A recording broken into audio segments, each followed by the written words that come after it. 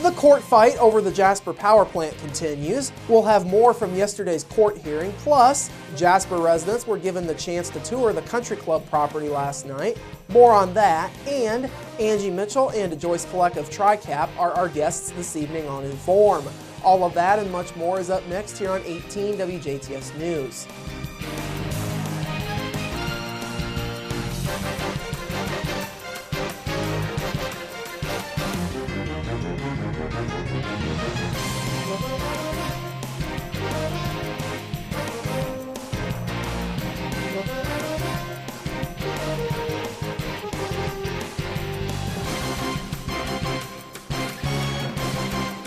Hello, I'm Bradford Raths. We begin this evening with news out of the courtroom as the fight continues over the city of Jasper's power plant. Jasper city officials and members of Healthy DuBois County were back in court yesterday for a hearing in the ongoing litigation over the Jasper power plant.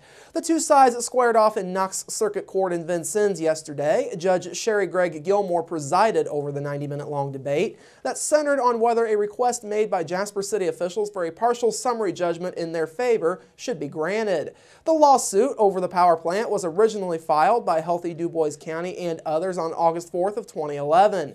In the suit, the Jasper Common Council and the Jasper Utility Board are accused of violating the Indiana Open Door Law by holding 6 executive sessions. These sessions were held on August 24th, September 13th, September 23rd, and December the 20th of 2010, and May 2nd and June 28th of 2011. The lawsuit's filing occurred one day before the two boards finalized an agreement to lease the power plant to Twisted Oak Corporation, which is based out of Atlanta, Georgia. Twisted Oak plans to operate the plant as the Jasper Clean Energy Center, and it would burn natural gas and miscanthus grass. The original lawsuit was heard in Perry Circuit Court by Judge Lucy Goffinet on December 19th and 20th of 2011. At that time, Healthy DuBois County made motions for more time to conduct discovery that would determine if the city violated the open door law by using a volunteer group consisting of city council, utility board, and city officials to negotiate the lease details with Twisted Oak Corporation. Additional requests were made, including an amendment to continue the trial on grounds that the volunteer group did violate the law. Goffinet denied all requests and ruled in favor of the city back on January 3rd of last year. Healthy DuBois County filed an appeal on June 7th of last year, and the appeals court ruled in Healthy DuBois County's favor on November 19th of last year, at which time the state appeals court ordered a new trial. That trial is set to take place on January 14th and 15th of 2014 in DuBois County Circuit Court, with Greg Gilmore presiding as a special judge. The summary judgment in the city's favor was originally requested back in July for any claims of the 6 executive sessions being in violation of the open door law, as well as on claims by Healthy DuBois County's claims for payment of its attorney fees. Greg Gilmore says she will review all information, and a ruling is expected in the next 2.5 weeks. Both sides also agreed during yesterday's trial to work out their differences on paperwork. City Board Attorney Greg Niebarger requested during yesterday's hearing that the court mandate that Healthy DuBois County and its members give information as part of the discovery process. In this process, each side collects information and documents pertaining to the upcoming trial. Greg Gilmore told the attorneys for each side to work out their differences within 10 days. In other notes, Bill Kaiser, an attorney for the Bingham office in Jasper, has worked with the city on the lease agreement and was helping with the defense, but he is no longer involved due to the plaintiffs planning to call him as a witness, according to Niebarger. In other news this evening, a DuBois man who was left in critical condition after being severely beaten in a fight outside of a Jasper tavern early this past Saturday morning has died. Jasper police say 41-year-old Timothy Stafford passed away at 7:20 p.m. Central Time yesterday evening at St. Mary's Medical Center in Evansville. Around 3 a.m. this past Saturday, Jasper police officers and an ambulance were called to JR's Bar, located along South Clay Street, where a male was reported to be unresponsive due to a physical altercation that had just taken place. Once on the scene, police and paramedics found Stafford lying on the ground outside of the bar, unresponsive and not breathing. Stafford was taken to Memorial Hospital in Jasper before being life-flighted to St. Mary's Medical Center in Evansville, where he had been listed in critical condition. A police investigation into the incident indicated that Stafford had gotten into a fight outside the bar with 23-year-old Leslie Osborne and 22-year-old Zachary Parks, both of Petersburg.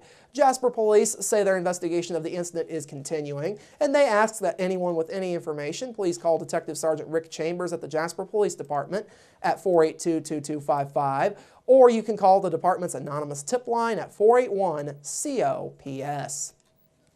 Jasper residents were given a unique opportunity to tour a historic property yesterday. Last night, the Jasper Parks and Recreation Department hosted the Imagine the Possibilities walking tour of the former Jasper Country Club property. Between 5 and 7 p.m. last night, residents were able to walk or ride in a golf cart around the property to see the land and offer suggestions on what to do with it. This was the first opportunity for the public to see the property, as it has been closed for several months since the city completed the purchase of the land from Club Management of DuBois County earlier this year. Surveys were available at the end of the tour for residents to submit their feedback on potential uses for the property. Jasper Parks Director Ken Buck says they are very pleased with the turnout of residents for this tour. He says they received a lot of feedback about uses for the property. The weather yesterday and this morning was a little uncooperative, but right now it's just beautiful out here. And comments we're hearing from the general public are very good. They think the area is beautiful. A lot of walkers out here, a lot of people talking about bicycling, a lot of people talking about passive areas for parks, and we're very happy with what we're hearing so far. At this point in time, many residents have expressed their interest in making the property into a park for public use. Resident Kathleen Kress, who has lived in Jasper for nearly 70 years, says the property has a lot to offer. It's a beautiful piece of environment in our area. There's so many trees, so many paths. It could be used for a wonderful city park. It could be used for divided areas for certain things. Kress is one of those who is in favor of the property becoming a park. She says the natural beauty of the property is just too much of an opportunity for the city. I know we have the Riverwalk, and that's beautiful too, but this would just be such an asset for our city, for children and for, families. The former Jasper Country Club officially ceased operations in December of last year after the decision was made last October to close the course. The city of Jasper purchased just under 60 acres of the property from Club Management of DuBois County for a little more than $1,030,600, or just under $17,350 per acre back in April. David Gamble of Boston-based Gamble & Associates, along with Barry Alberts of Louisville-based City Visions, are working with the city and the Country Club advisory team to determine the use of the land. Finally this evening, a local high school needs the help of safe drivers to win a $100,000 grant from State Farm Insurance. Southridge High School is participating in the Celebrate My Drive contest as a part of National Teen Driver Safety Week.